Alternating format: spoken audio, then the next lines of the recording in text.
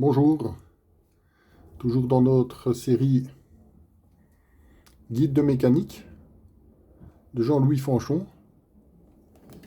Je propose de résoudre l'exercice page 37, exercice numéro 7. La force F schématise l'action de serrage exercée par l'opérateur. Calculez le moment en B, couple de serrage sur l'écrou de la force F. Calculez le moment en B de la force. Voilà le schéma. On voit effectivement qu'il y a une force avec une main qui agit sur la clé, là, force dirigée vers le bas de 150 newtons. 150 newtons, ça vaut 15 décanewtons. C'est l'équivalent, pour vous donner une image, de 15 kg, si on veut parler de masse. Ce n'est pas correct pour une force, mais le chiffre est le même. Retenez que décanewtons et kilogramme, le chiffre est le même. Si on vous parle de force, vous allez raisonner en décanewtons. Pour vous donner une idée dans votre tête, est-ce que c'est beaucoup, c'est pas beaucoup, vous réfléchissez dans votre tête en décanewtons, en kilogrammes. OK? Alors, j'ai repris comme d'habitude un petit schéma avec notre force ici de 150 newtons dirigée vers le bas que j'ai simplement rapporté dans un repère orthonormé XY. Cette force, elle fait un angle. Cet angle vaut 20 degrés. Nous avons ici un angle de 20 degrés par rapport à la verticale. 20 degrés. Le point B est ici. Nous devons calculer le moment par rapport au point B de la force F de 150 newtons. Ben, c'est très simple. Nous allons décomposer la force en une composante Y qui va venir ici. Ça sera notre composante en Y. Et une composante en X. La composante en X. D'accord? Qu'est-ce que nous avons ici? Ben, nous avons un triangle rectangle. Comme d'habitude, un triangle rectangle. Je rappelle que la composante en Y ici, ça n'est jamais que le côté qui se trouve ici de notre côté rectangle. Voyons un petit peu ce que c'est comment est-ce qu'on va écrire ça? La composante en X, donc f de x, est égale à moins f fois sinus de 20. Puisqu'on a déjà vu que le sinus, c'est côté opposé sur hypoténuse.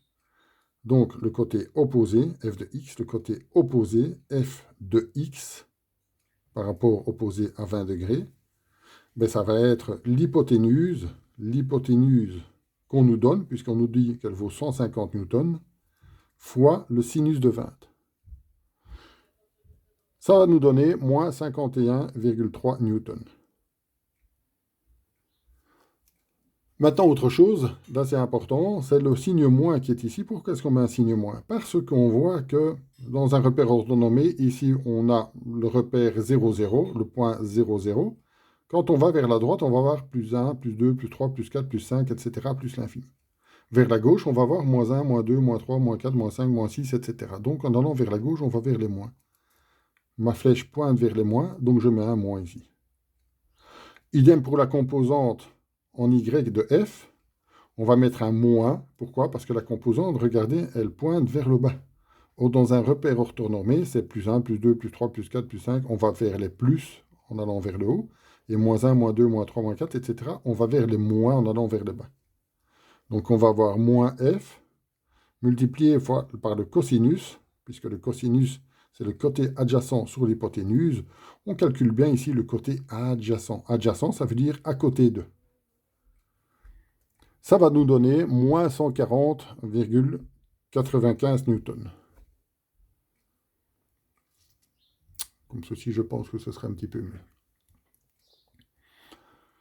Maintenant, on sait calculer les moments par rapport au point B des composantes. On va commencer par calculer le moment par rapport au point B de la composante en X.